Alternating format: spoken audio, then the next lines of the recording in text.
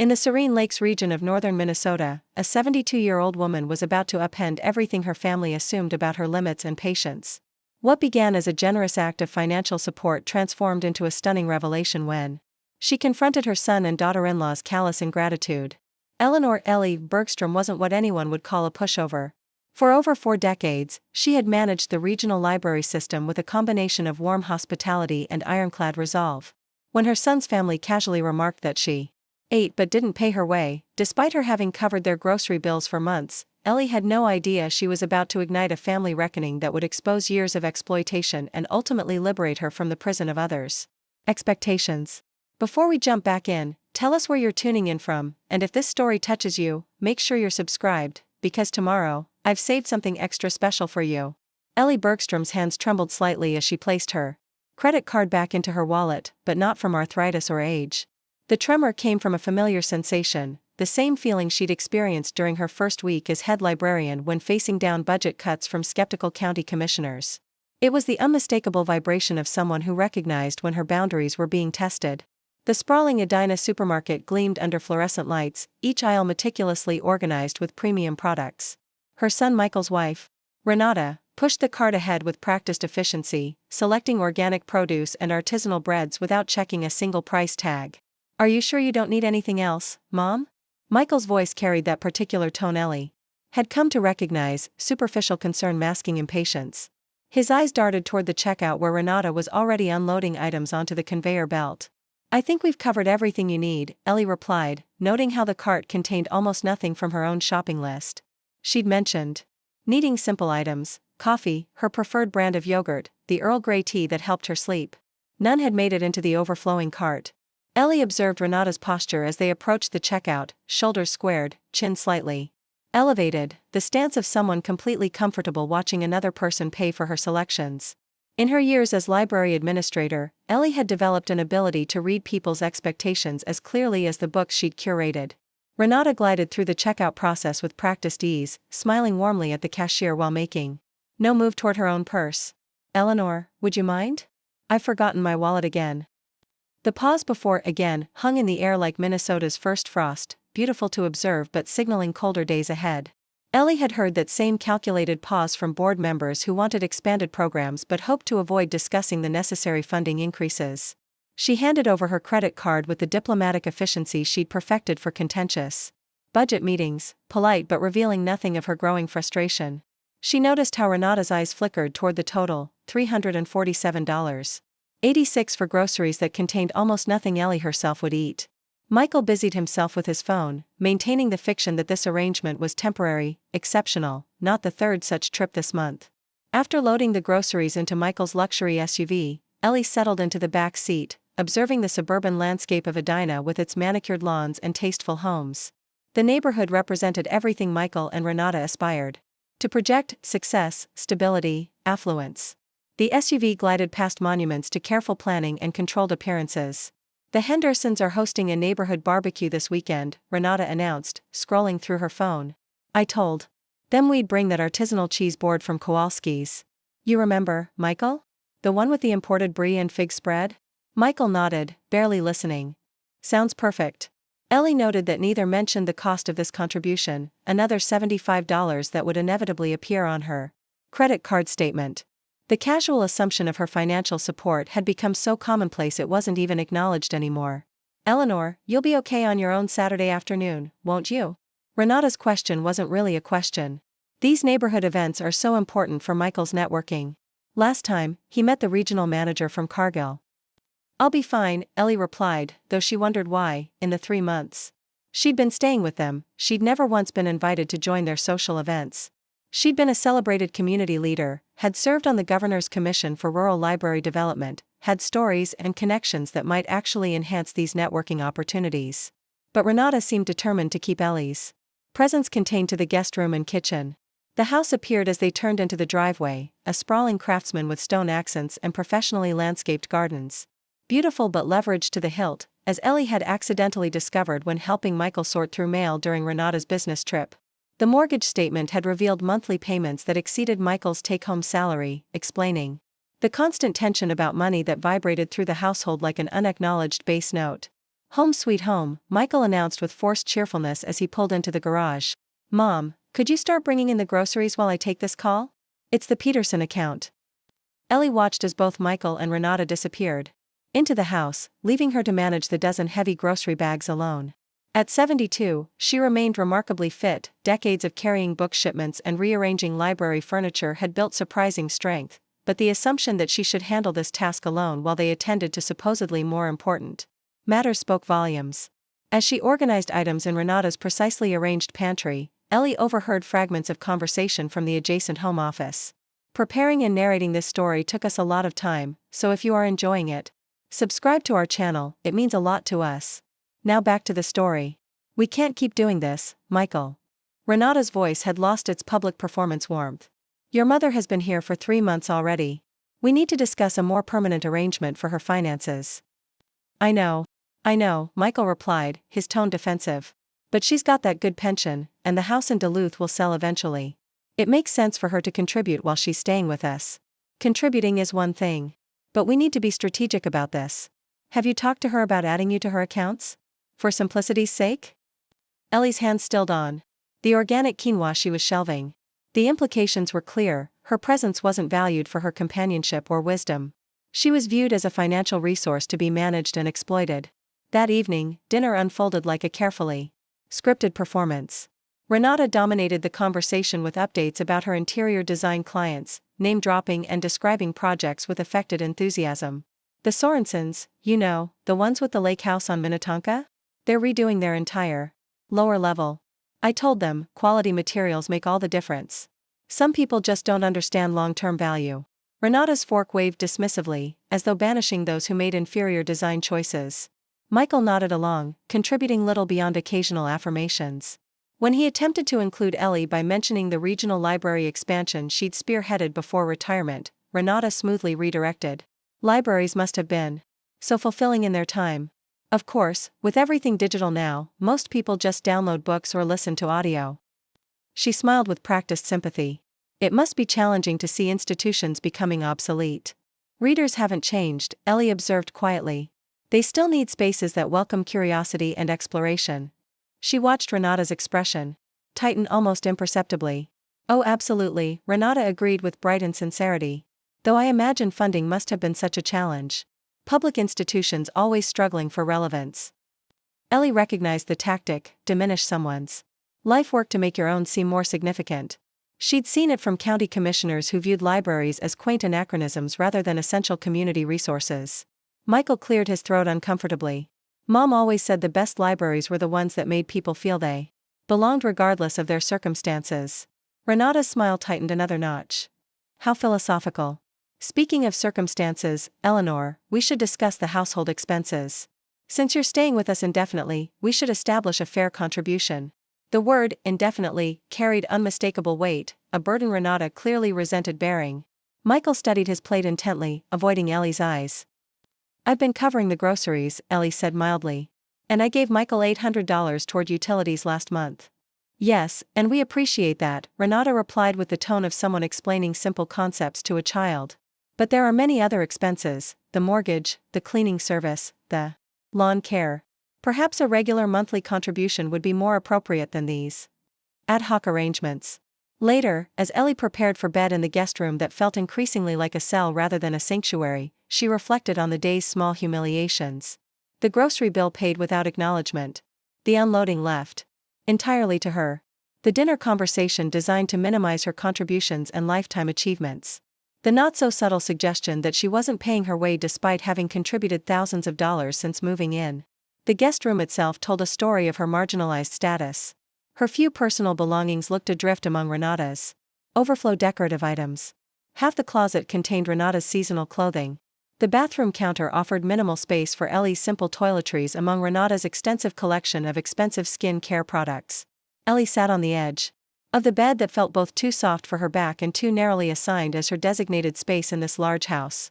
Through the window, she could see the neighbor's home where a family gathered in the kitchen, 3 generations laughing together as they prepared what appeared to be a birthday celebration. She thought of her own home in Duluth, the modest but charming craftsman overlooking Lake Superior that she'd lovingly maintained for decades. It sat empty now, waiting for the right buyer, its character and history marketed as potential for updating, as though its period details were flaws rather than features to be preserved. The cardiac arrhythmia episode that had prompted this temporary move to the Twin Cities had frightened her. Not the medical event itself, but the sudden awareness of her vulnerability. The realization that the independence she'd fiercely maintained could vanish in a moment of physical weakness.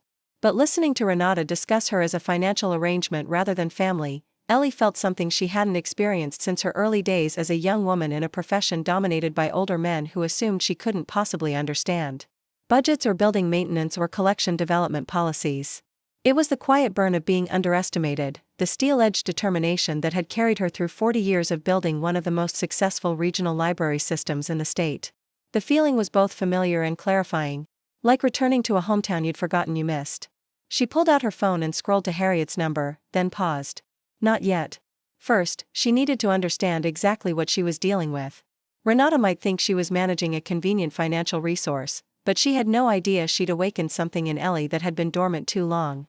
The bedside clock read 10:32 p.m., and the house hummed with artificial quiet. Ellie smiled to herself, an expression her former colleagues would have recognized as the look she got just before turning a funding rejection into an opportunity for institutional advancement. Tomorrow, she decided, she would begin her own education about what was really happening in this household.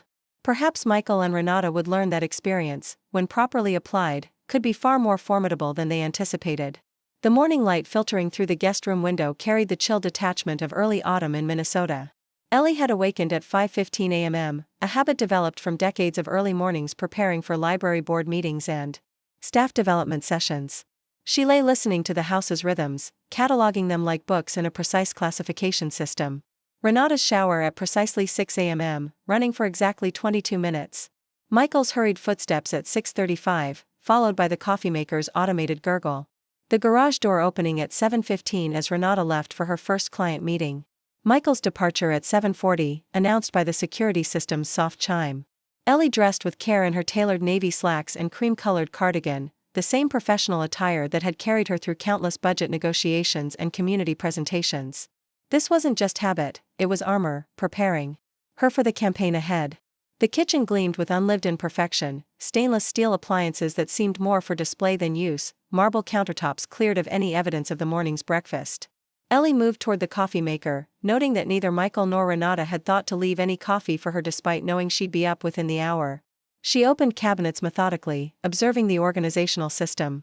Everything arranged for appearance rather than functionality, expensive dishes stored where they were difficult to reach, everyday items relegated to inconvenient corners.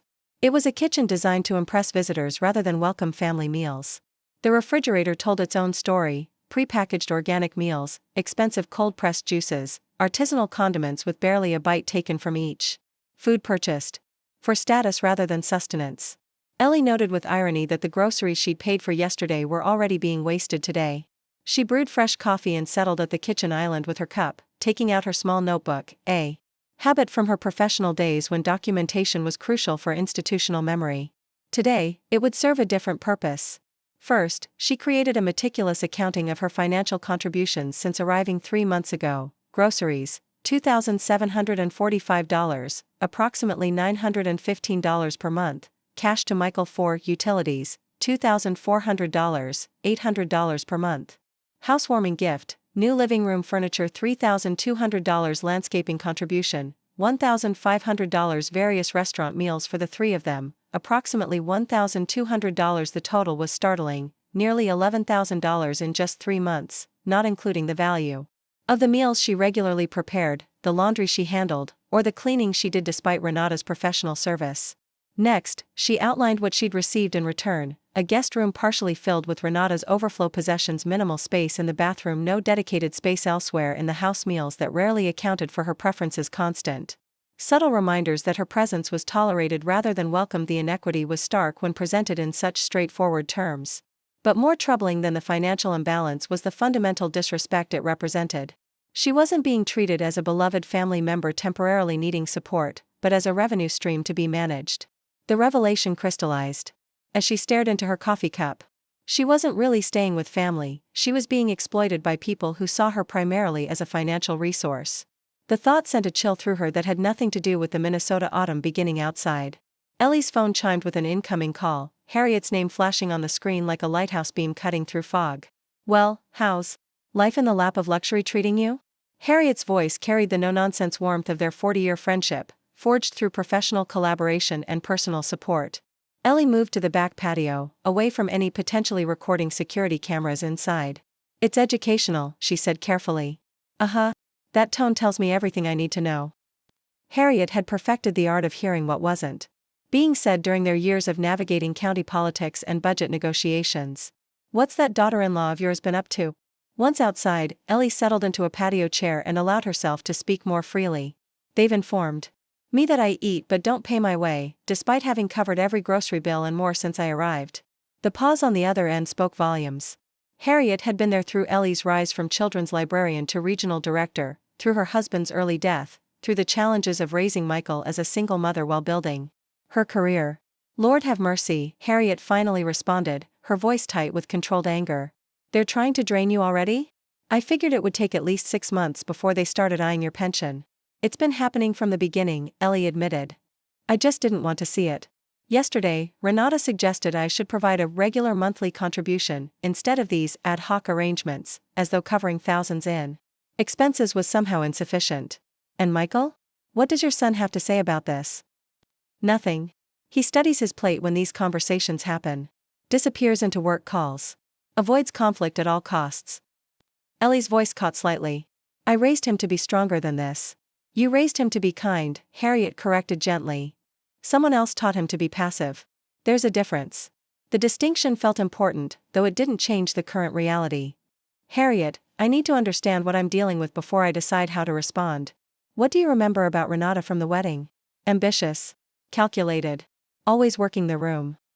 Harriet's assessment was concise and cutting. "Spent more time networking with Michael's business associates than celebrating your family connections.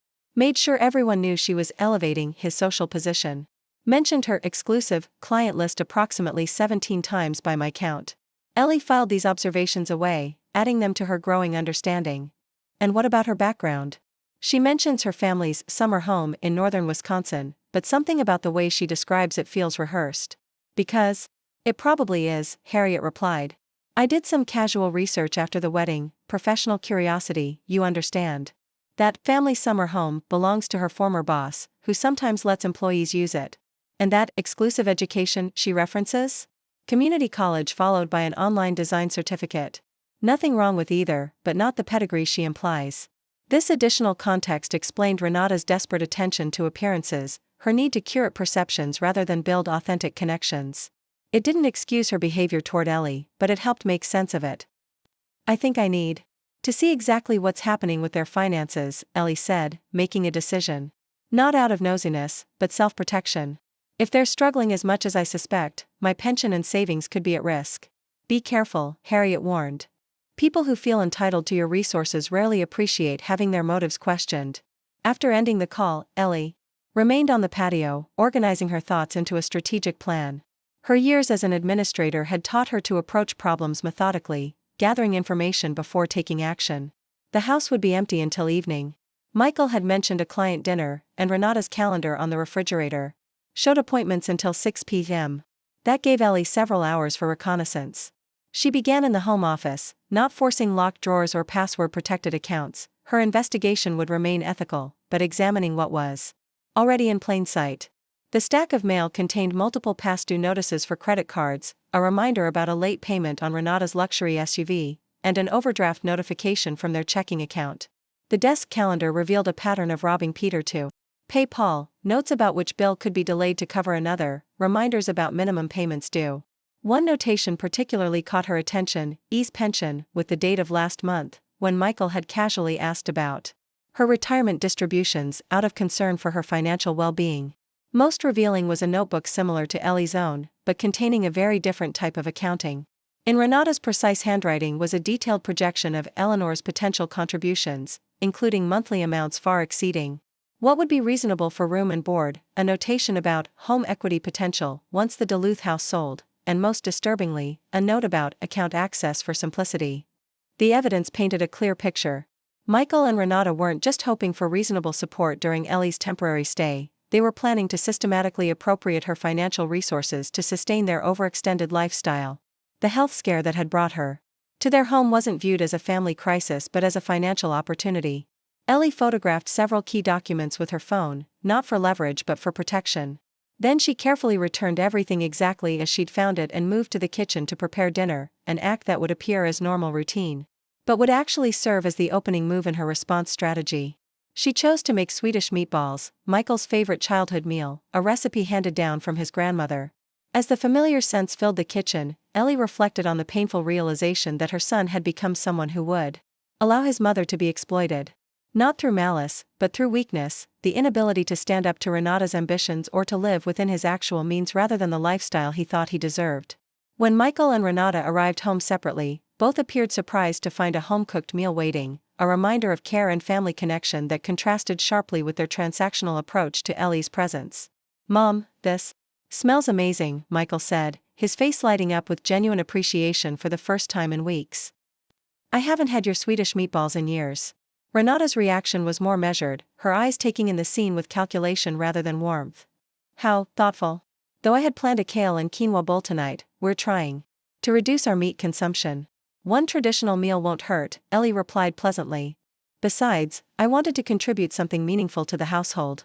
The emphasis on meaningful was subtle but landed precisely as intended. A flicker of discomfort crossed Renata's face as she recognized the implication that financial contributions without personal connection were ultimately hollow. As they ate, Ellie guided the conversation with the same skill she'd once used to steer contentious library board meetings toward productive outcomes.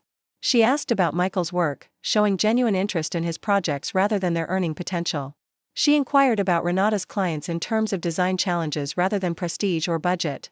The shift was subtle but significant, redirecting from what people represented as status symbols to who they were as individuals. Michael responded with increasing animation, sharing work stories he hadn't mentioned in weeks. Even Renata seemed momentarily disarmed, describing a creative solution for a difficult space with authentic enthusiasm rather than affected sophistication. It was during this momentary lowering of guards that Ellie introduced the first piece of her strategy. "I've been thinking about my situation," she said casually, serving second helpings of meatballs to Michael. "My financial advisor called yesterday with some concerns about my current arrangements." The mention of a financial advisor, a subtle indication that Ellie's finances weren't unmonitored, caused Renata to pause mid-bite. "What concerns?"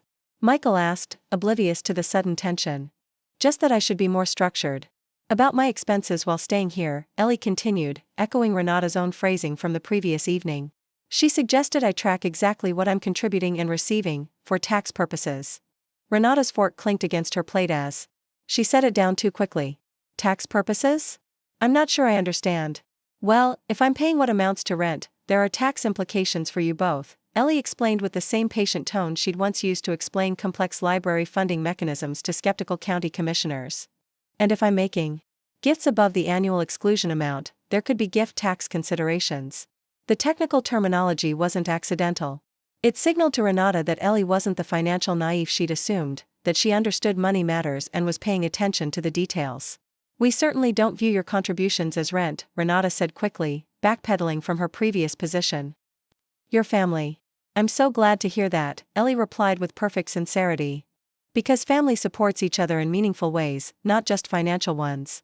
The conversation continued with superficial pleasantness, but Ellie could see her words had landed as intended. A boundary had been established, not through confrontation but through demonstration of awareness and competence. Later that evening, as Ellie sat in the guest room reviewing her notes from the day, her phone buzzed with a text from Harriet. "Found something interesting about ours design business. Several complaints filed with Better Business Bureau. Claims of deposits taken, work not completed. Might explain cash flow issues. Call me." The additional piece of the puzzle wasn't entirely surprising but confirmed Ellie's growing understanding of the household's desperate financial situation. Renata's business wasn't the success she portrayed, Michael's salary wasn't sufficient for their lifestyle, and Ellie's resources were viewed as the solution to their problems. She stared out the window at the gathering darkness, watching as lights came on in neighboring homes, each representing families with their own complex dynamics and challenges. The Swedish meatballs had been just the opening move in what would need to be a carefully orchestrated campaign, not for vengeance or punishment, but for restoration of dignity and boundaries. Ellie had spent her career ensuring that libraries remained accessible sanctuaries while still commanding respect for their value. She'd negotiated with politicians who tried to cut funding while demanding expanded services. She'd balanced budgets during recessions without sacrificing core mission. Those skills hadn't disappeared with retirement. They'd simply been waiting for the right moment to re-emerge. As the house settled into evening quiet, Ellie made a decision. The cardiac episode that had brought her here had been a warning about physical vulnerability, but tonight's revelations represented a different kind of threat to her financial security and personal dignity. Both required a response, measured but decisive. Tomorrow, she would begin implementing the full strategy, not just to protect herself, but to address the deeper dysfunction that had allowed this situation to develop. The question wasn't whether she could afford to leave this arrangement. The question was whether she could afford not to. Ellie's plan began the next morning with a seemingly innocent request. She stood in the kitchen as Michael rushed through his morning routine, his attention divided between his coffee and his phone. "Michael, I was hoping to use your printer today," she said, her voice carrying the casual tone she'd perfected during decades of making significant requests seem routine. "I need to print some financial documents for my advisor." "Sure, Mom," Michael replied absently, hardly looking up from his email. "It's in the office. Should be all set up." Renata entered, already dressed for client meetings in a tailored blazer that Ellie suspected cost more than the monthly mortgage payment. Her eyes narrowed slightly at the mention of financial documents, but her voice remained pleasant. "What sort of documents, Eleanor? Perhaps I could help. I handle all our household finances." The pride in this statement was evident, though Ellie now knew those finances were in disarray. "Just my pension distribution paperwork and some investment statements. Nothing exciting, but my advisor wants me to review allocation changes." The mention of investments caused a nearly imperceptible shift in Renata's expression, calculation replacing concern. "You know, Michael and I were just discussing how we might help you with managing those accounts. As we get older, it can become quite complex." "How thoughtful," Ellie replied, suppressing a smile at the transparent attempt. "But I've been managing my own finances since before you were born, dear. Some skills improve with experience." After they left for work, Ellie implemented the first phase of her strategy. Using the printer as requested, she created a detailed spreadsheet of her contributions to the household over the past 3 months, contrasted with reasonable room and board costs based on market rates. The difference was substantial. She had overcontributed by thousands of dollars. She printed 3 copies, placing one prominently on the kitchen counter, one in an envelope addressed to Michael in his home office, and keeping the third for her records. It wasn't confrontational, it was simply factual, the kind of clear documentation she'd relied on throughout her professional life. Next, she called her bank and financial institutions, placing security freezes on her credit and adding verbal passwords to all her accounts, simple precautions that would prevent anyone from accessing her finances without her explicit consent. Her third call was to her longtime attorney in Duluth, Martin Swenson, who had handled her affairs for decades. "Ellie, what a pleasure," Martin's familiar voice carried the warmth of old friendship. "How's the Twin Cities treating you?" "It's been educational," she replied, using the same phrase she'd shared with Harriet. "Martin, I need to update my financial directives and power of attorney. Currently, Michael is listed as my financial proxy in case of incapacity." "I'm sensing you want to make a change," Martin replied, his voice taking on the careful neutrality of a professional who recognized a serious matter. "May I ask why?" "I've discovered some concerning patterns during my stay here," Ellie explained, outlining the situation without emotion, presenting facts rather than accusations.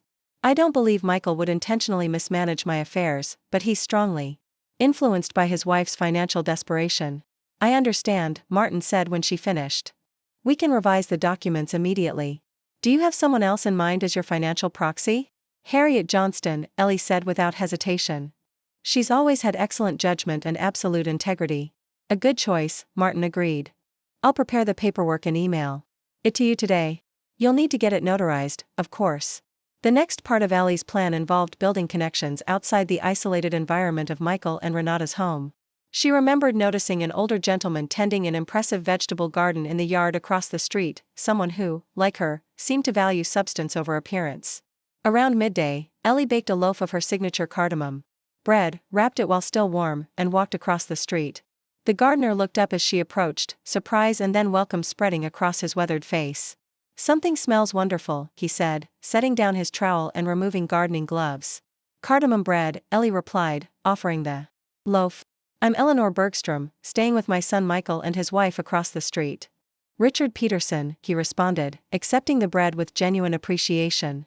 Most people around here call me Doc, old habit from my teaching days. Biochemistry at the University of Minnesota. The connection was immediate, two educators who recognized in each other the particular combination of patience and persistence their professions required. Coffee? Doc offered, gesturing toward his front porch where two comfortable chairs flanked a small table. I was about to take a break anyway. Over coffee that was notably better than the premium brand Renata purchased for appearance rather than taste, they exchanged abbreviated life stories. Doc had lost his wife to cancer 3 years earlier but maintained an active life filled with gardening, community college teaching, and volunteer work at the local science museum. How are you finding life in this neighborhood? He asked with careful neutrality that suggested he might know more than he was saying. The houses are beautiful, Ellie replied diplomatically. Doc's laugh carried understanding. But the people can be exhausting. All appearance, little substance. You've noticed that too? Hard to miss. Everyone's trying so desperately to impress everyone else, they've forgotten how to simply live. He studied her thoughtfully. You don't seem like you belong in that particular hamster wheel. I don't, Ellie admitted. I'm temporarily staying with my son after a health concern, but I've discovered the arrangement isn't ideal. Doc nodded, understanding the understatement. Your daughter-in-law is Renata, correct? The interior designer? Something in his tone prompted Ellie to ask, you know her professionally? My neighbor 2 doors down hired her last year. Paid a substantial deposit for a complete home redesign. Doc's expression grew serious. 6 months later, after multiple excuses and delays, she had to hire someone else to finish the work. Never got the deposit back. The information aligned with what Harriet had discovered about complaints filed against Renata's business. It wasn't just poor financial management, there appeared to be a pattern of taking money for work she couldn't or wouldn't complete. I'm not surprised, Ellie said quietly. I've been noticing some concerning patterns myself. Their conversation continued, shifting to more pleasant topics, Doc's heirloom tomatoes, Ellie's experiences developing library services for rural communities, books they'd both enjoyed. By the time she returned to Michael's house, Ellie had established not just a neighborly connection but a potential ally in what might become a difficult situation. That afternoon, Ellie received the updated legal documents from Martin via email. The notarization presented a logistical challenge, but Doc, learning of her need, offered a solution. My daughter's a notary, he explained when Ellie mentioned the paperwork. She works from home just a few blocks away. I could introduce you. Save you trying to find a bank or UPS store. This simple offer of help, genuine assistance without expectation of return, contrasted sharply with the transactional nature of her interactions with Michael and Renata. It reminded Ellie that authentic community still existed, even in this neighborhood of careful appearances. Doc's daughter, Sarah, welcomed them warmly into her home office, efficiently handling the notarization while asking thoughtful questions about Ellie's career in library sciences. I practically lived at our local library as a child, she explained as she stamped the documents. Librarians were my heroes. By late afternoon, Ellie had accomplished several critical objectives, documenting her financial contributions, securing her accounts against unauthorized access, updating her legal protections, and establishing connections independent of Michael and Renata's controlled environment. She was cooking dinner, another strategic choice, a hearty beef stew that filled the house with aromas of home and care, when her phone rang. Harriet's name flashed on the screen. I've been doing some more digging, Harriet said without preamble. Renata's design business is worse than we thought. There's a small claims judgment against her from 6 months ago that remains unpaid. And I found a very interesting post in a Twin Cities business forum warning potential clients about her pattern of taking deposits and delivering excuses. That matches what I learned from my new neighbor, Ellie replied, stirring the stew as she balanced the phone. She appears to be using client deposits to maintain their lifestyle, then can't complete the work when the money runs out. Classic Ponzi scheme approach, Harriet observed. Using new money to cover old obligations until it all collapses. The question is, how close to collapse are they? Close enough that they're eyeing my accounts with increasing desperation, Ellie said. But I've taken precautions today. Martin has updated my financial directives with you as my proxy instead of Michael, and I've placed security holds on all my accounts. Good. Now what's your next move? Ellie considered the question as she added fresh herbs to the stew, thyme and rosemary from the small container garden she'd started on the patio, another small act of establishing presence and permanence. I'm creating a documented reality that contradicts their narrative, she explained. They've positioned me as a financial burden who eats but doesn't pay. I'm demonstrating through actions and documentation that I've been subsidizing their lifestyle, not the reverse. And then? Then I'll offer them a choice, acknowledge the reality and establish a genuinely reciprocal family relationship, or I'll remove myself and my financial support entirely. Harriet's low whistle carried through the phone. That's going to be a tough conversation. It is, Ellie agreed. But I've handled tougher. Remember the county commissioner who wanted to turn the library into a storage facility for road maintenance equipment? They both laughed at the memory of that particular battle, which Ellie had won through a combination of community mobilization and quietly devastating public testimony about the commissioner's own limited literacy skills, which the library had helped him overcome as a young man.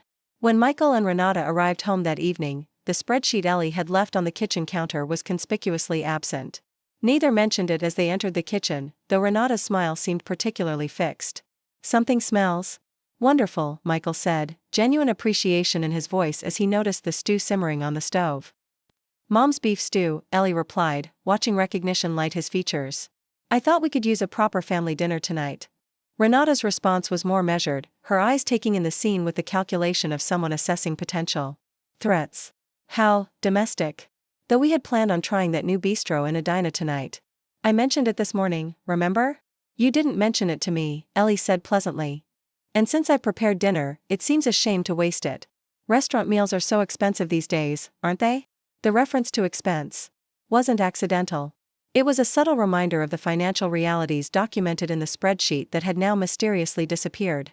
Dinner conversation remained superficially pleasant, though Ellie noted the tension in Renata's posture and the way Michael's eyes occasionally darted between his wife and mother, sensing undercurrents he couldn't quite identify. Ellie guided the conversation toward family stories, reminiscences about Michael's childhood, his father's gentle humor, the camping trips they'd taken to the Boundary Waters. These weren't random recollections, they were deliberate reminders of family bonds that existed long before Renata entered the picture.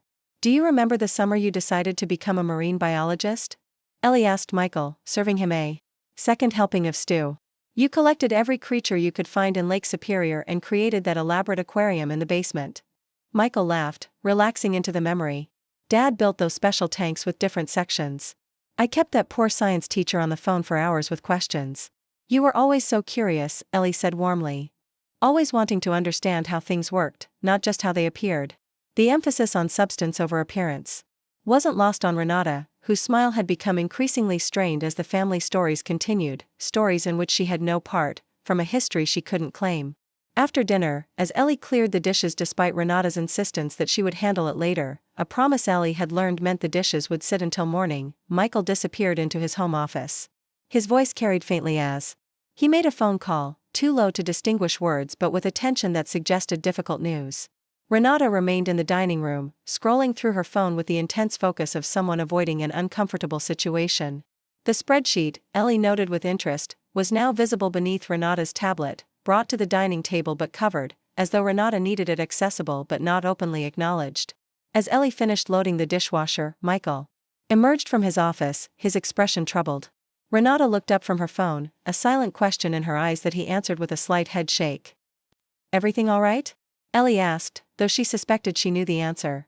Fine, just work stuff, Michael replied too quickly. Client having second thoughts about a project timeline. Translation, another financial setback.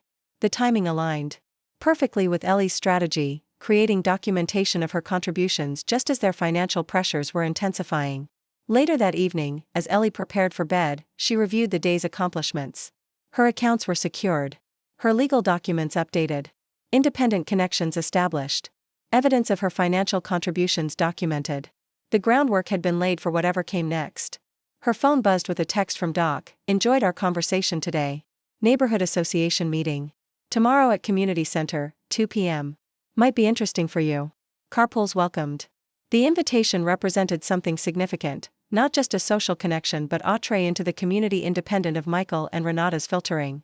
It was an opportunity to establish herself as an individual with her own relationships and value, not merely an appendage to their household. As she considered her response, Ellie heard raised voices from downstairs, Michael and Renata in a rare open disagreement. Though she couldn't distinguish the exact words, the tension was unmistakable. The spreadsheet, she suspected, had finally been acknowledged between them. Good. Reality was beginning to penetrate the carefully maintained fiction of their financial stability and her supposed burden on their resources. It wasn't about embarrassing them or seeking revenge, it was about establishing truth as the necessary foundation for any healthy relationship moving forward. She texted Doc back, would appreciate the carpool.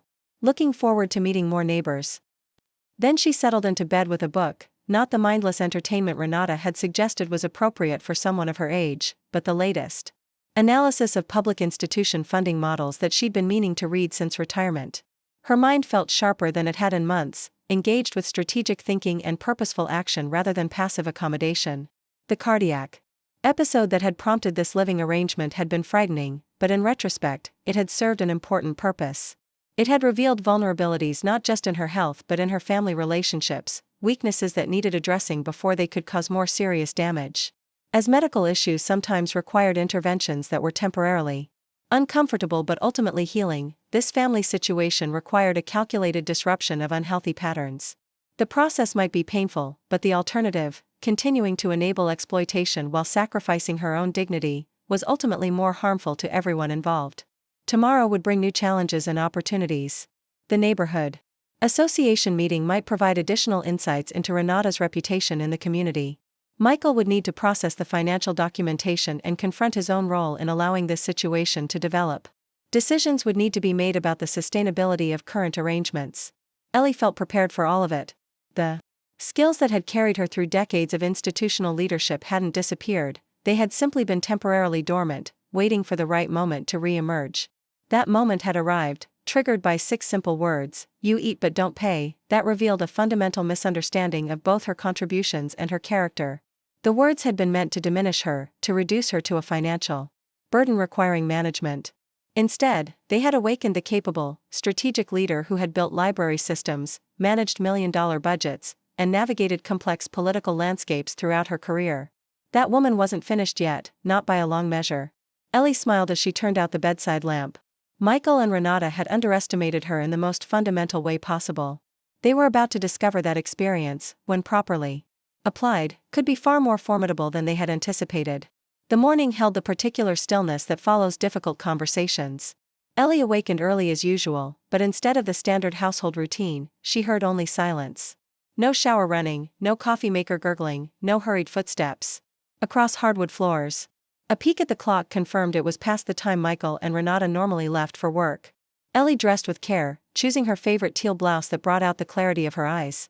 As she descended the stairs, she noticed Michael sitting alone at the dining room table, still in his bathrobe, staring at the spreadsheet she'd created. "Good morning," she said, her voice neither accusatory nor apologetic, simply present. Michael looked up, his expression a complex mixture of shame, confusion, and something that might have been relief. "Mom," he began, then stopped, seemingly at a loss for words. "Coffee?" Ellie offered, moving toward the kitchen with the calm efficiency that had once guided her through budget crises and staffing emergencies. "Please," he replied, his voice rough with emotion or lack of sleep, perhaps both. As she prepared coffee for them both, Ellie allowed silence to create space for whatever might come next. Sometimes, she'd learned over decades of leadership, the most effective strategy was simply to wait, to let others find their own way to difficult truths. She placed a mug in front of Michael and settled across from him, noting the spreadsheet positioned between them like a third presence at the table. "You've been paying for everything," he finally said, the words emerging as though each cost him considerable effort. "Not everything," Ellie corrected gently. "But substantially more than would be reasonable for someone supposedly being accommodated during a health recovery." Michael ran his hands through his hair, a gesture so reminiscent of his father that Ellie felt a momentary pang of tenderness despite her resolve to address the situation clearly. "I didn't realize," he began, then stopped himself. "No, that's not true. I didn't want to see it. Renata handles most of our finances, and I just went along." "Where is Renata this morning?" Ellie asked, though she suspected the answer. "Client emergency," Michael replied, not meeting her eyes. "At least, that's what she said. But after our conversation last night." He gestured toward the spreadsheet. "I think she's avoiding this discussion." "Understandable," Ellie said, surprising him with her empathy. "It's difficult to face situations that challenge our perception of ourselves." Michael looked up sharply, perhaps expecting recrimination rather than understanding. "You're not angry?" "I'm disappointed," Ellie replied honestly. "Not just in how I've been treated, but in watching my son participate in something so contrary to the values I thought we shared." The words landed with precision, neither cruel nor softened. Michael flinched slightly but didn't look away. "What happens now?" he asked, his voice small in a way Ellie hadn't heard since he was a child. "Facing consequences for a poor decision." "That depends on several factors," Ellie said, taking a measured sip of her coffee. "I've been invited to the neighborhood association meeting this afternoon with Doc Peterson. After that, I think the three of us should have an honest conversation about sustainable arrangements moving forward." "Doc Peterson?" Michael's surprise was evident. "You've met the neighbors?" "I have," Ellie confirmed. "Contrary to what you and Renata might have assumed, I'm quite capable of establishing my own connections and community." The implication wasn't lost on Michael, that he and Renata had effectively attempted to isolate her, whether consciously or not, treating her as though her only value lay in her financial contributions rather than her personhood. "Mom, I'm sorry," he said, the words clearly insufficient but seemingly all he could manage in the moment. "I know," Ellie replied, neither accepting nor rejecting the apology. "The question now is what actions will follow those words." She stood, rinsing her coffee mug with the efficiency of someone who cleaned up after herself as a matter of principle rather than obligation. "I'll be attending the neighborhood meeting at 2. Perhaps you and Renata can use that time to discuss your perspective on the situation. We can talk when I return." Michael nodded, still staring at the spreadsheet as though it contained revelations beyond simple financial accounting, which, in a way, it did. It revealed not just numbers but values, priorities, and the consequences of choices made and avoided. Precisely at 1:45, Doc Peterson's vintage Volvo pulled into the driveway. Ellie noted with interest that 3 other neighbors had already joined him in the car, a diverse group including an older woman with striking silver hair, a middle-aged man in a University of Minnesota sweatshirt, and a younger woman whose warm smile immediately put Ellie at ease. "Carpool for the neighborhood dissenters," Doc announced with good humor as Ellie settled into the remaining seat. "Ellie Bergstrom, meet the resistance, Martha Wilson, retired judge. James Terrell, pediatrician, and Ananya Gupta, environmental engineer." The introductions sparked immediate connections. Martha had been involved in establishing legal aid clinics in rural Minnesota communities that Ellie's library system had supported with resources and space. James regularly volunteered at the children's reading program in his local branch. Ananya was passionate about creating science literacy programs for underserved communities. "We've heard Doc singing your praises," Martha said as they drove the short distance to the community center.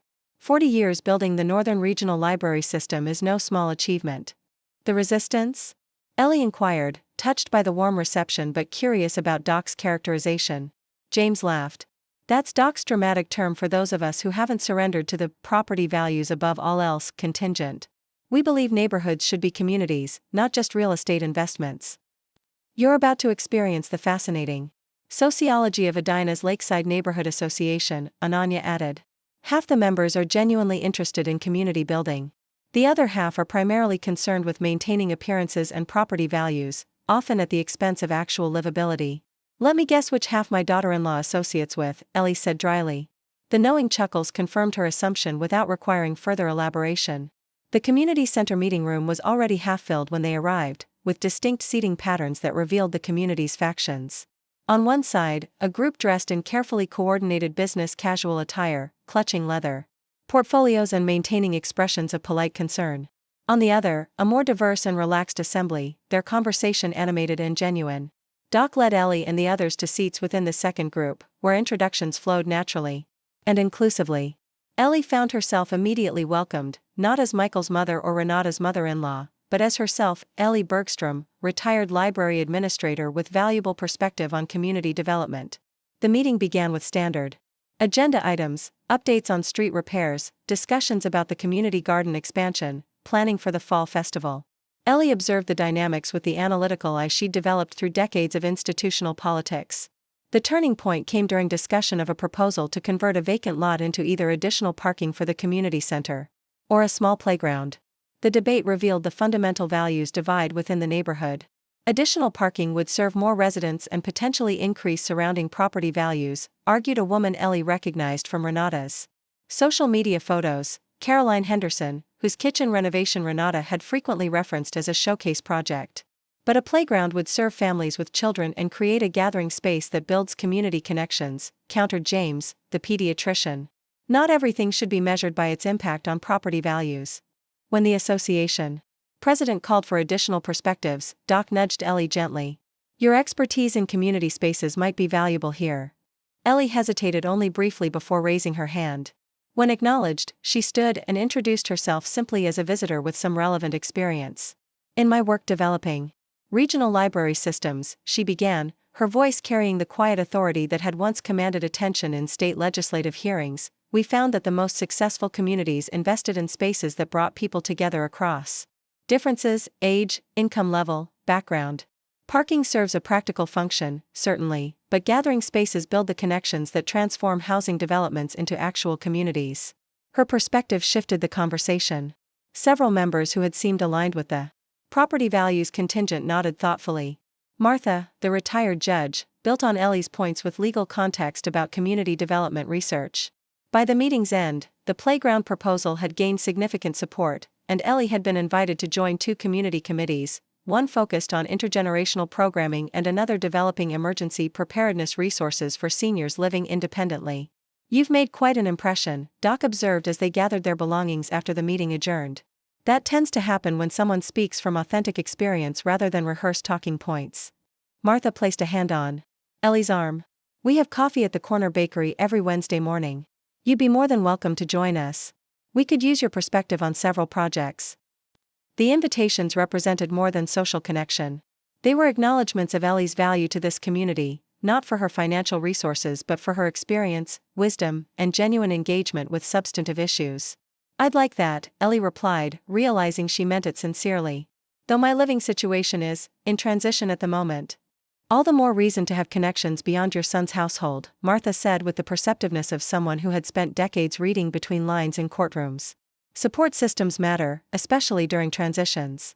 As Doc drove the group back, conversation flowed naturally around neighborhood history, community challenges, and potential solutions. No one asked intrusive questions about Ellie's family situation, but their inclusivity offered tacit support nonetheless.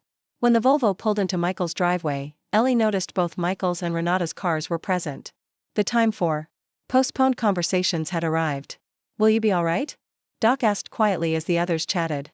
I will, Ellie assured him with a smile that carried confidence rather than bravado. I've handled budget negotiations with hostile county commissioners. Family conversations, even difficult ones, are well within my capabilities. His answering chuckle acknowledged her competence without diminishing the challenge ahead. The coffee invitation stands, whatever happens. Wednesday, 10 a.m. I'll be there. Ellie promised, experiencing the particular satisfaction of making connections based on mutual respect rather than obligation or utility. Inside the house, Michael and Renata sat in the living room, their postures suggesting a conversation interrupted. Renata's expression shifted rapidly from surprise to calculation to a manufactured welcome as Ellie entered. Eleanor. How was the neighborhood meeting? Michael mentioned you'd gone with Dr. Peterson. Renata's tone suggested this was somehow inappropriate, venturing into community spaces without her facilitation or oversight. Enlightening, Ellie replied, settling into an armchair rather than the peripheral seat at the edge of the room. That had become her usual place. I've been invited to join 2 community committees. The information clearly surprised both Michael and Renata, the revelation that Ellie had established connections and purpose independent of their household. That's wonderful, Mom, Michael said with what appeared to be genuine pleasure, though tinged with uncertainty about what these new connections might mean for their situation. We were just discussing some household matters, Renata interjected, gesturing vaguely toward papers spread on the coffee table, financial documents, Ellie noted, including what appeared to be past due notices. What a coincidence, Ellie said pleasantly. I've been thinking about household matters myself. The moment had arrived for directness. Ellie had laid the groundwork through documentation, independent connections, and secured resources. Now it was time to address the fundamental issues that had brought them to this point. I want to be clear about my situation, she began, her voice carrying neither accusation nor defensiveness, simply clarity. 3 months ago, I experienced a health event that prompted a temporary stay with family while I recovered. That health concern has resolved, as my doctor confirmed last week. This news seemed to catch both Michael and Renata off guard. Perhaps they had assumed or hoped that Ellie's dependence would continue indefinitely. What I've experienced during this stay, Ellie continued, is not what I would consider a supportive family environment. Instead, I found myself in a situation where my financial resources are treated as community property while my personhood is marginalized. Mom, that's not, Michael began, but Ellie raised a hand gently. Please let me finish, Michael. Then you'll both have an opportunity to respond. She outlined the situation with the precision of someone who had spent decades presenting complex information clearly: the increasing financial demands, the dismissive treatment, the isolation from community connections, and most painfully, the comment that had crystallized everything: you eat but don't pay. The spreadsheet I created wasn't meant as an accounting exercise, she explained. It was documentation of a fundamental misrepresentation of reality. Far from being a financial burden on this household, I have been subsidizing a lifestyle that, frankly, neither of you can actually afford. Renata's face had gone pale, but her expression remained defiant. Michael looked stricken, his gaze alternating between his mother and his wife as though seeing both clearly for the first time. I'm not sharing this to embarrass or shame either of you, Ellie continued, her tone softening slightly. Financial struggles happen to many people, and reaching out to family for support is perfectly reasonable. What isn't reasonable is disguising that request for support as generosity toward me, while simultaneously treating me as though my only value lies in my financial resources. The silence that followed her words felt heavy with recognition. Ellie allowed it to stretch, creating space for reflection rather than immediate defensiveness. What are you saying, exactly? Renata finally asked, her voice stripped of its usual performance quality. I'm saying that I'll be moving out tomorrow, Ellie replied simply. I've arranged temporary accommodations while I finalize the sale of my Duluth home and decide on my next steps. Moving out? Michael repeated, genuine alarm in his voice. Mom, we can fix this. We can make changes. I believe you mean that, Michael, Ellie said gently. But some situations require more than incremental adjustments. They need a complete reset to establish healthier patterns. Is this about the money? Renata asked, her tone suggesting this was the only framework she could understand.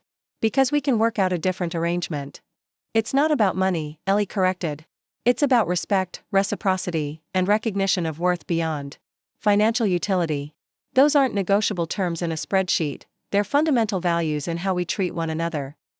She explained that she had secured an apartment in a senior living community near the university, not the kind of facility Renata had occasionally suggested when hinting that Ellie's presence was temporary, but an independent living arrangement that offered community, security, and proximity to cultural resources. The lease is month to month, giving me flexibility while I consider longer-term options, she explained. Including, potentially, purchasing a smaller home in this area. In this area?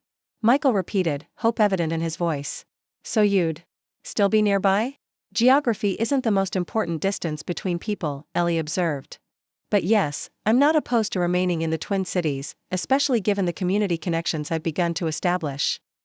She outlined her conditions for maintaining family relationships moving forward: mutual respect, acknowledgement of her autonomy, and interactions based on genuine connection rather than financial expectation. As for financial matters, she concluded, I've updated my legal documents to reflect these new understandings. Martin can provide copies to both of you, should that be necessary. The implicit message was clear: her finances were no longer accessible, either directly or indirectly, without her explicit and informed consent. Renata's expression had shifted from defiance to calculation to something approaching genuine introspection. Michael looked devastated but also, perhaps, relieved, as though a pretense he'd found increasingly difficult to maintain had finally been abandoned.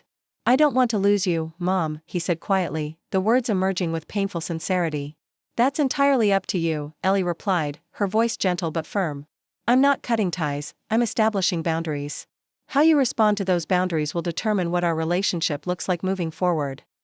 The conversation continued into the evening, moving through stages of denial, bargaining, and eventually toward tentative acceptance. Renata, initially defensive, gradually revealed vulnerability beneath her calculated exterior, admitting to financial struggles, professional setbacks, and the overwhelming pressure to maintain appearances. I never had stability growing up, she confessed, offering context though not excuse for her behavior. My parents moved constantly, always one step ahead of creditors. I promised myself I'd never live that way as an adult. Yet financial stability built on deception isn't really stability at all, Ellie observed without judgment. It's a house of cards that requires constant vigilance and increasing desperation to maintain. By evening's end, no magical reconciliation had occurred, but something perhaps more valuable had emerged: authentic acknowledgement of reality as the necessary foundation for whatever might come next. Ellie retired to the guest room to pack her belongings, feeling neither triumphant nor defeated, but purposeful. The cardiac episode that had initially prompted this living arrangement had served as a warning about physical vulnerability. The past 3 months had revealed emotional and financial vulnerabilities that required equally serious attention. Tomorrow would bring practical challenges: the physical move, establishing new routines, creating home in a transitional space. But it would also bring something Ellie had missed during her time in Michael and Renata's house: the dignity of being valued for who she was rather than what she could provide. As she carefully folded clothes into her suitcase, Ellie reflected on the curious way that standing up for oneself often created ripple effects beyond personal boundaries. Her refusal to accept diminishment might actually offer Michael and Renata their best opportunity to confront the unsustainable patterns in their own lives. True support sometimes meant declining to enable destructive behaviors, even when they came disguised as family obligation. True love sometimes required the courage to establish boundaries, even when doing so caused temporary discomfort.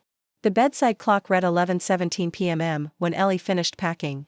Outside, the Minnesota autumn had painted the trees in fiery colors. That seemed particularly fitting, nature's own declaration that endings could be spectacular rather than somber, transformative rather than merely conclusive. Tomorrow would begin a new chapter.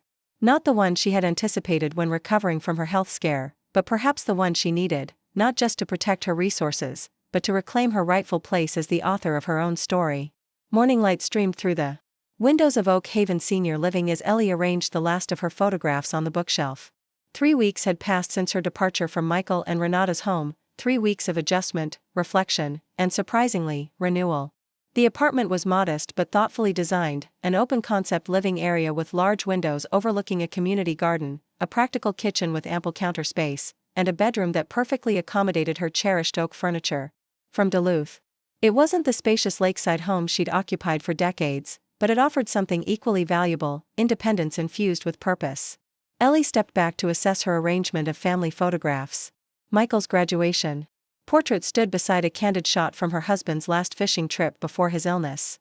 Nearby, a newer addition, a group photo from last week's Community Garden Planning Committee, Doc Peterson and Martha Wilson flanking Ellie as they displayed their proposed landscape design. The doorbell chimed, announcing her first visitor of the day. Harriet stood in the hallway, arms laden with a lush peace lily and a bag that promised her legendary apple streusel. "Well, this is certainly a step up from luxury prison," Harriet declared, surveying the apartment with approval as she set her offerings on the counter. "You've made it completely yours in record time." "Having the right things helps," Ellie replied, accepting Harriet's embrace. "And by right things, I mean both possessions and people." They settled at the small dining table, mugs of coffee steaming between them as October sunlight warmed the room. Through the window, they could see residents tending the community garden beds, preparing them for winter with the methodical care of experienced gardeners. "The sale of the Duluth house is final," Ellie announced, sliding a folder toward Harriet. "Closed yesterday at full asking price. Martin has transferred everything to the new accounts he established." "Congratulations," Harriet replied, genuine pleasure in her voice. "How does it feel to close that chapter?" Ellie considered the question carefully. "Bittersweet. That house held 40 years of memories: raising Michael, building my career, caring for John during his illness. But holding on to it meant preserving the past rather than embracing whatever comes next." "And what does come next?" Harriet asked, stirring her coffee thoughtfully. "You've secured your finances, established boundaries with Michael and Renata, created new community connections. What's Ellie Bergstrom's next chapter?" The question lingered between them, not pressuring but inviting consideration. Before Ellie could formulate an answer, her phone chimed with an incoming text. "It's Doc," she said, reading the message. "The community center director wants to meet with us about expanding the intergenerational literacy program we proposed. Apparently, the county has grant funding available for innovative community initiatives." Harriet's expression was knowing. "Funny how quickly you've become essential to this community. 3 weeks and already shaping public programs." "Old habits," Ellie replied with a smile that acknowledged decades of community building. "Though I'm being careful not to overcommit.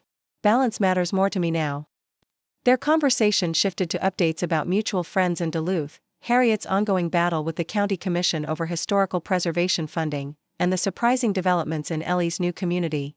They were interrupted by another text, this one from Michael, asking if he might visit that afternoon. He's been texting every few days, Ellie explained, showing Harriet the message. We've had coffee twice since I moved out. It's evolving. And Renata? Harriet's tone carried healthy skepticism. Conspicuously absent from these overtures, Ellie acknowledged. Though Michael mentioned she started seeing a financial counselor, which is a step in the right direction. After Harriet departed, promising to return for the community center's fall festival the following weekend, Ellie prepared for Michael's visit with practical efficiency. She arranged simple refreshments, his favorite ginger cookies from the local bakery, fresh fruit, the kind of thoughtful but unpretentious offering that characterized her approach to hospitality. When Michael arrived promptly at 3, Ellie noted subtle changes in his appearance, his clothes more casual than the carefully coordinated business attire Renata typically selected, his expression more open, his posture less defensive than during their previous encounters. This is really nice, Mom, he said, surveying the apartment with genuine appreciation rather than the assessment of property value that had become his default. It feels like you. That's the highest compliment living space can receive, Ellie replied, gesturing for him to sit. To reflect its inhabitant authentically.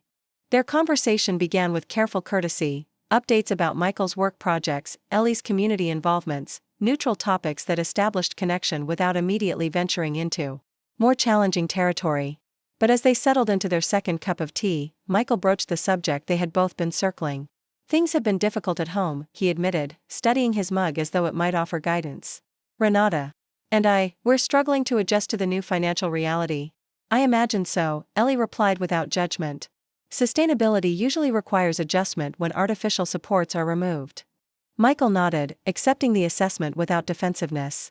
The financial counselor helped us create a realistic budget based on our actual income. It's been illuminating. The careful word choice suggested painful revelations had occurred in recent weeks. Ellie allowed silence to create space for whatever Michael might be ready to share. We've put the house on the market, he continued after a moment. It's too leveraged, too expensive to maintain. The counselor helped us understand we've been living beyond our means for years, using debt and other resources to maintain appearances rather than building actual security. The acknowledgement represented significant growth, recognition of patterns that had driven the exploitation Ellie had experienced. She felt a complex mixture of validation and sorrow. Pleased that reality was finally being confronted, but sad that the process was clearly painful for her son. That takes courage, she observed quietly. Facing financial reality when it contradicts the story you've been telling yourself. We don't have much choice, Michael admitted. 3 credit cards are maxed out, the home equity line is depleted. And Renata's business.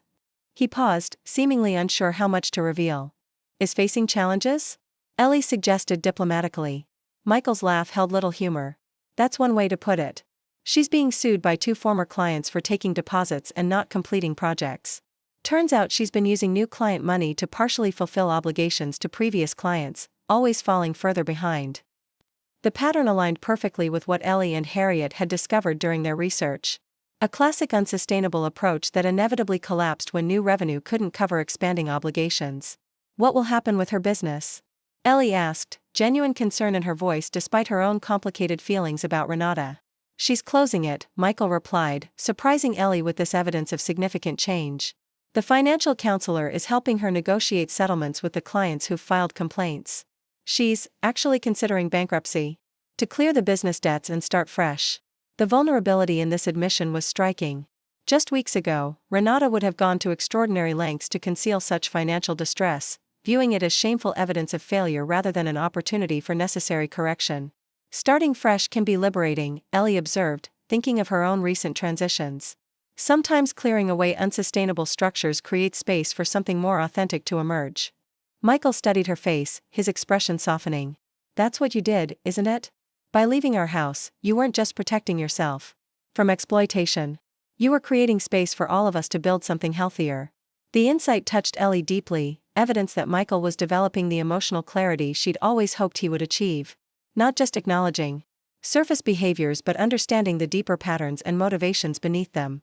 That wasn't my conscious intention, she replied honestly. But sometimes the most meaningful gifts we offer others come through our acts of self-respect. They talked for another hour, venturing into territory that would have been impossible just weeks earlier. Michael's recognition of his passive enabling of Renata's financial deceptions, his acknowledgement of how he had failed to protect his mother from exploitation, his growing understanding that the appearance of success meant nothing without underlying integrity. We're looking at apartments in Richfield, he shared as their conversation began drawing to a close. Nothing fancy, but within our actual budget. The real estate agent thinks the house will sell quickly, even with us disclosing the water damage in the basement that we've been ignoring. This additional evidence of growing honesty, willingness to disclose problems rather than conceal them, suggested transformation extending beyond financial matters into fundamental values. Renata's struggling with the downsizing, he continued. But she's trying. The counselor connected her with a career advisor who specializes in professional reinvention. She's exploring options that might align better with her actual skills rather than her self-image. As Michael prepared to leave, he hesitated at the door, vulnerability evident in his posture. Would it be okay if I came by next week? Maybe for dinner? I could bring takeout from that Thai place you like. I'd enjoy that, Ellie replied, touched by this simple offer that centered her preferences rather than using them as an afterthought. Though I might suggest we cook together instead. This kitchen is small but functional, and cooking was something we used to enjoy sharing. His smile carried genuine warmth. I'd like that. Maybe I could bring Renata sometime, when you're both ready. The suggestion acknowledged complexity without pressuring for premature reconciliation, recognition that relationships damaged by exploitation required careful rebuilding rather than forced resumption. After Michael left, Ellie prepared for her afternoon commitment, a planning meeting for the community center's emergency preparedness initiative. As she gathered her notes, she reflected on the transformation that had occurred in just 3 weeks. She had arrived at Michael and Renata's home vulnerable, recovering from a health scare that had forced her to confront physical limitations. That vulnerability had been exploited rather than supported, leading to a systematic diminishment of her autonomy and dignity.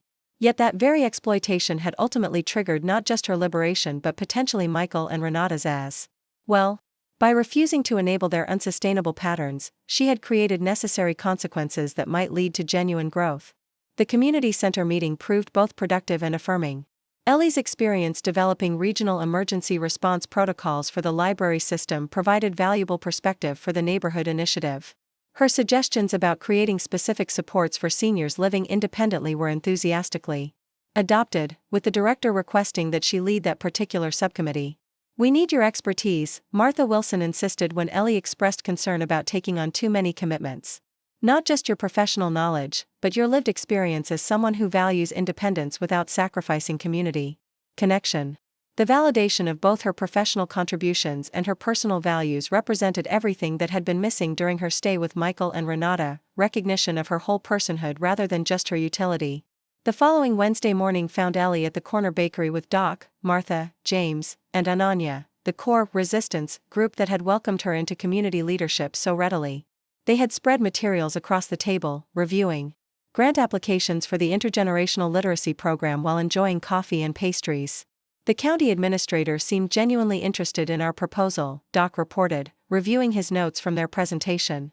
Especially the component about seniors mentoring high school students in professional writing and communication skills. That was Ellie's addition, Martha reminded them, her judicial precision ensuring credit was properly attributed. The focus on practical career skills alongside traditional literacy significantly strengthened our application. As they continued planning, Ellie observed the easy collaboration among these diverse individuals, each contributing unique perspectives while respecting others' expertise. This was the essence of healthy community, she reflected, mutual recognition of value, reciprocal exchange of resources, collaborative problem-solving toward shared goals. Their meeting concluded with assignments for the next steps in the application process and plans for the upcoming fall festival.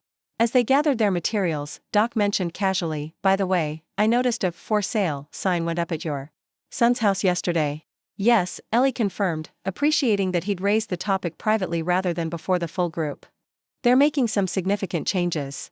Doc nodded, understanding the complexities beneath this simple statement. Change is rarely easy, but sometimes it's the only path to something better. That should be engraved somewhere, Ellie replied with a smile that acknowledged the wisdom in his observation. Later that afternoon, as Ellie reviewed materials for the Emergency Preparedness Committee, her phone rang with an unfamiliar local number. The caller identified herself as Jessica Lawson, Director of Community Engagement for the Minneapolis Public Library System. Martha Wilson suggested I contact you, Jessica explained after introducing herself. We're developing a senior advisory council to help shape our services for older adults, and your background in library administration combined with your current involvement in community development makes you an ideal candidate. The invitation represented another unexpected opportunity emerging from Ellie's decision to advocate for her own dignity and forge independent connections. 3 months ago, isolated in Michael and Renata's home and treated as a financial resource rather than a valued community member, such an opportunity would have been inconceivable. I'd be interested in learning more, Ellie replied, careful not to overcommit but open to exploring meaningful engagement. After scheduling a meeting for the following week, Ellie sat at her small desk by the window, reflecting on how dramatically her circumstances had changed since that moment in the grocery store when Renata's casual comment, "You eat but don't pay," had crystallized the exploitation she'd been experiencing. That moment could have led in multiple directions. She might have retreated further into accommodation, sacrificing more of her dignity and resources to maintain a facade of family harmony. She might have responded with angry confrontation, potentially damaging relationships beyond repair. She might have simply endured, assuming that at her age, options were limited and power dynamics fixed. Instead, she had chosen strategic self-advocacy, documenting reality, establishing independent connections, securing her resources, and ultimately removing herself from an exploitative environment while creating conditions for potential reconciliation based on healthier patterns. The results extended far beyond her own improved circumstances. Michael was confronting long-established patterns of avoidance and passive enablement. Renata was facing financial reality rather than maintaining unsustainable appearances. Their marriage, while clearly stressed, had potential to evolve toward greater authenticity if they continued the difficult work of honest assessment. Meanwhile, Ellie herself had discovered unexpected vitality in this new chapter, contributing professionally to community initiatives, building meaningful social connections, and creating a living environment that reflected her values rather than accommodating others' expectations. The phone chimed with a text from Sarah, Doc's daughter, confirming their plans to visit the Minneapolis Institute of Art that weekend. Another new friendship developing naturally through shared interests rather than obligation or utility.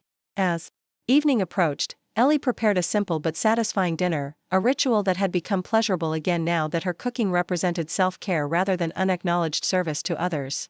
The contrast with meals at Michael and Renata's home was striking. No performance of sophistication, no attention to appearance over substance, just nourishing food thoughtfully prepared and mindfully enjoyed. After dinner, she called Harriet, with updates about Michael's visit and the Minneapolis Public Library invitation. Their conversation flowed with the easy rhythm of decades-long friendship, touching on serious matters but allowing space for laughter and shared memories as well. "You've created quite a renaissance for yourself," Harriet observed as their call drew to a close. "In just 3 weeks, you've established more meaningful community connections than most people manage in years." "Not a renaissance," Ellie corrected thoughtfully. "More like a remembering. Reclaiming patterns and values that shaped my professional life but somehow got set aside when I was placed in the narrow role of elderly mother in Michael's household." The distinction felt important, not reinventing herself but rather reconnecting with the essence of who she'd always been, a community builder, a thoughtful leader, a person whose value extended far beyond financial resources or family role. As twilight deepened outside her windows, Ellie reviewed her calendar for the coming week: the Emergency Preparedness Committee meeting, dinner with Michael, the Minneapolis Public Library interview, the art museum outing with Sarah. A full schedule reflecting purposeful engagement rather than passive accommodation. 3 months ago, a cardiac arrhythmia had prompted a temporary move intended to support her recovery. Instead, that move had revealed a more insidious threat than her physical condition: the gradual erosion of dignity and autonomy that often befalls older adults when they're viewed as burdens rather than contributors. By refusing that diminishment, by moving out rather than accepting exploitation, Ellie had not only protected herself but potentially catalyzed growth for everyone involved. Her selfish act of self-protection had paradoxically created opportunity for collective healing. The bedside clock read 9:42 p.m. as Ellie prepared for sleep, setting out clothes for tomorrow's committee meeting with the same care she'd once brought to preparing for library board presentations. Some habits of excellence never disappeared. They simply waited for the right circumstances to re-emerge. Tomorrow would bring new challenges and opportunities, as all days did when lived with intention rather than resignation. The future remained unwritten: Michael and Renata's evolving situation, her own emerging community roles, potential reconciliation based on healthier patterns rather than exploitation. What had become clear, however, was that age need not mean diminishment of agency or dignity. Experience, properly valued and applied, remained a powerful resource, not just for the individual. who possessed it, but for communities wise enough to recognize its worth. As she drifted toward sleep, Ellie reflected on the curious alchemy that had transformed a dismissive comment, "You eat but don't pay," into the catalyst for liberation. Sometimes the most profound journeys began with moments of clarity. Rather than comfort, with recognition of painful reality rather than comforting illusion. The true measure of resilience wasn't avoiding difficult truths but having the courage to face them directly, and then to act with both strategic wisdom and authentic integrity. That courage didn't diminish with age, if anything, experience made its application more precise and ultimately more transformative. In the quiet of her new home, surrounded by evidence of her own capability and connection, Ellie Bergstrom had never felt more certain of this essential truth: dignity was never something granted by others, but rather something claimed through the courage to honor one's own worth, even when, perhaps especially when, others failed to recognize it. Up next, you've got 2 more standout stories right on your screen. If this one hit the mark, you won't want to pass these up. Just click and check them out. And don't forget to subscribe and turn on the notification bell, so you don't miss any upload from us.